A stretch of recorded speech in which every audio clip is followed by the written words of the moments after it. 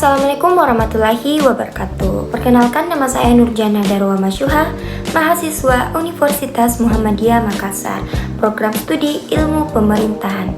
Nah, pada video kali ini saya akan mempresentasikan tugas akhir semester pada mata kuliah Fikih Digital, yang berjudul wawancara dan analisis layanan toko online skala kecil dalam perspektif fikih digital. Nah, jadi tujuan video ini ya untuk menjelaskan hasil wawancara dengan admin toko online skala kecil serta menganalisis layanan digital tersebut berdasarkan etika Islam dan makasih syariah. Jadi objek wawancara saya pada tugas kali ini yaitu admin toko online yang berskala kecil, yang dimana melayani pembeli melalui media digital seperti halnya WhatsApp, Instagram, Facebook, dan media sosial lainnya. Nah, di toko ini menjual berbagai produk seperti halnya baju, celana, jilbab, dan aksesoris lainnya seperti kacamata dan lain-lainnya. Dan toko ini sudah beroperasi secara online selama 3 tahun lamanya. Jadi lebih lanjutnya mari kita saksikan hasil wawancara saya dengan admin toko tersebut. Selamat menyaksikan. Baik, terima kasih Kak sudah meluangkan waktunya untuk saya. Jadi sebelumnya bisa perkenalkan nama Kakak dan apa peran Kakak di toko online ini? Oke, baik, terima kasih. Perkenalkan, nama saya Sanum. Saya sebagai admin dan sekaligus pemilik toko ini. Kalau boleh tahu Kak, Kakak menjual apa aja yang ada di toko Kakak ini? Jadi saya menjual berbagai fashion wanita, ada baju, ada celana, hijab, dan aksesoris lainnya berkaitan dengan fashion.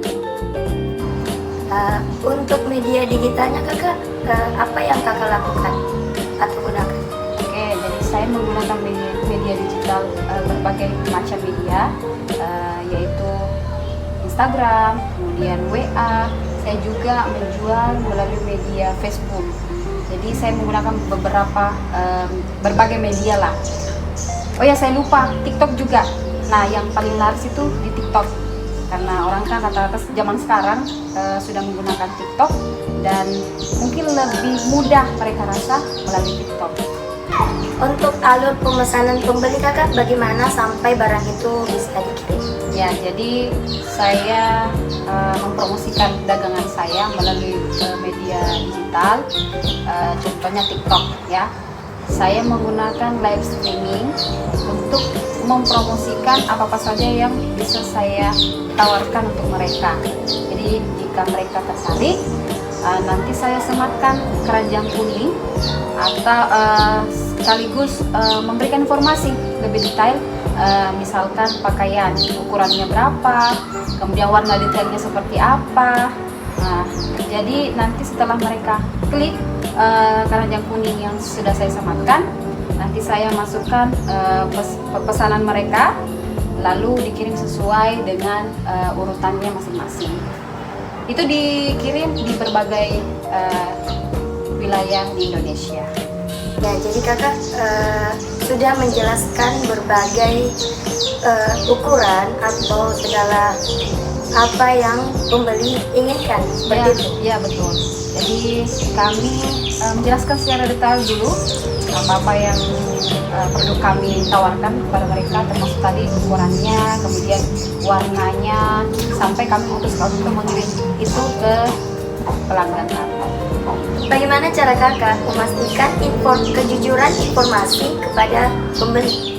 Jadi kami berusaha untuk memberikan informasi sesuai dengan kondisinya, tidak melebih-lebihkan ataupun mengurangi apa yang ada. Jadi kalau misalkan ada barang yang tidak sesuai, pasti kami sampaikan lebih awal. Ya, seperti itu.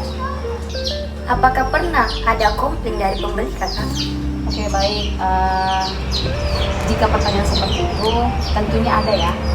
Kami pernah mendapatkan komplain keterlambatan karena memang pada saat itu lagi melonjak-lonjaknya pembeli pada saat itu.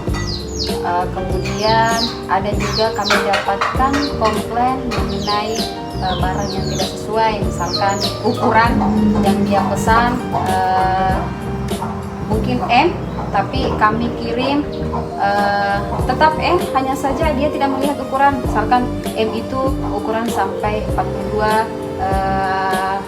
43 misalkan, jadi tidak sesuai dengan ukuran yang seperti biasanya mereka pakai atau gunakan. Jadi kesalahan-kesalahan itulah yang nantinya kami akan juga refleksilah dari komplain-komplain pelanggan untuk menjadikan produk kami lebih baik lagi.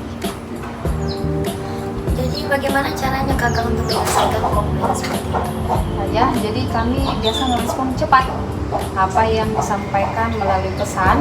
Jadi untuk kesalahan itu tadi bisa kita berikan yang terbaik. Misalkan kalau pakai barang yang kita kirim tidak sesuai, kami akan berusaha bagaimana komunikasi kami dengan pelanggan itu juga. Kalau misalkan pelanggan meminta kami return, kami akan sesuai dengan apa yang pelanggan kami inginkan. Ya. Masih ada lagi nih kak, untuk metode pembayarannya itu kak, kakak pakai apa? Jadi karena di zaman digital, kami menggunakan media transfer, kemudian menggunakan dompet digital juga. Kami juga mengaktifkan layanan Shopee Pay Later. Bagaimana siapa tahu ada pembeli atau peminat dari produk kami yang ingin menyicil, jadi bisa membantu mereka untuk menikmati produk apa yang kami miliki seperti itu. Baik kakak, selanjutnya menurut kakak, apakah toko kakak ini memudahkan masyarakat? Ya, menurut saya dan mungkin yang lainnya juga, menurut saya ini sangat memudahkan masyarakat sekaligus pembeli dengan adanya media digital ini sebagai perantara. Jadi peminat atau pembeli yang tidak mau kerepotan kalau dari rumahnya bisa membeli langsung secara online seperti itu. Terakhir nih kak, satu lagi. Jadi apa harapan kakak ke depannya pada toko kakak ini? Jadi harapan saya semoga toko saya ini bisa berkembang lebih baik lagi, bisa memberikan kepercayaan yang lebih kepada pelanggan saya, dan tentunya pelanggan saya bisa terus-menerus membeli produk saya. Oke kakak, terima kasih atas wawancaranya dan itu sangat bermanfaat untuk saya juga. Terima kasih. Bye. Nah, itulah tadi hasil wawancara saya bersama dengan admin toko online. Jadi, inti dari wawancara kami itu bahwasanya diketahui bahwa proses pelayanan mulai dari pemesanan melalui media sosial, kemudian pembeli melakukan pembayaran melalui transfer, dan barang dikirim melalui atau sesuai alamat pembeli. Nah, jadi admin toko online juga menjelaskan bahwa informasi produk seperti harga dan kondisi barang disampaikan sebelum transaksi dilakukan. Selanjutnya, saya akan menjelaskan analisis layanan toko online ini berdasarkan etika Islam. Nah, yang pertama ada etika kejujuran, yang dimana dalam etika Islam, kejujuran itu merupakan prinsip utama dalam bermuamalah.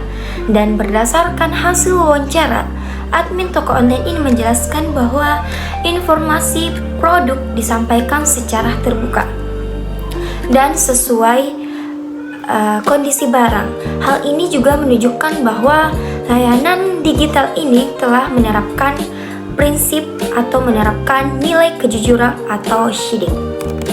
Terus ada pun etika dalam menghindari penipuan atau hara, yang dimana Islam itu kan melarang adanya penipuan dan hara atau ketidakjelasan dalam transaksi.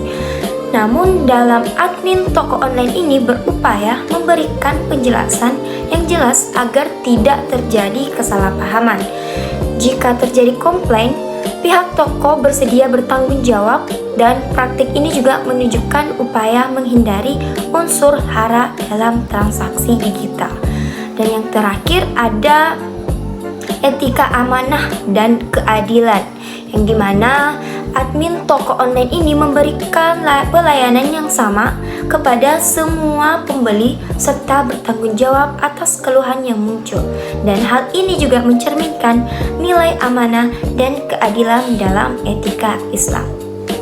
Nah, setelah dari etika Islam, saya juga akan menganalisis layanan toko online ini berdasarkan makasih syariah, yaitu tujuan utama dari syariat Islam.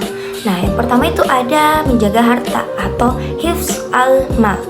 Layanan toko online ini membantu menjaga harta pembeli karena transaksi ini dilakukan secara transparan dan jelas.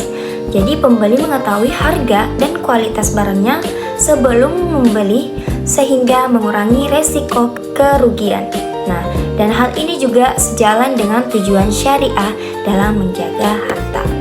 Terus yang kedua ada menjaga akal atau hifz al-akil, yang dimana informasi produk yang jelas mudah dipahami, membantu pembeli mengambil keputusan secara rasional, dan dengan demikian layanan ini juga mendukung makasih syariat dalam menjaga akal agar pembeli itu tidak dapat tertipu. Nah, berdasarkan hasil wawancara dan analisis etika Islam serta makasih syariah, saya dapat menyimpulkan bahwasanya layanan toko online ini atau online yang berskala kecil ini berupaya menerapkan prinsip fikih digital dengan mengedepankan kejujuran, keadilan, dan kemaslahatan. Mungkin demikianlah video singkat dari saya. Wassalamualaikum warahmatullahi wabarakatuh.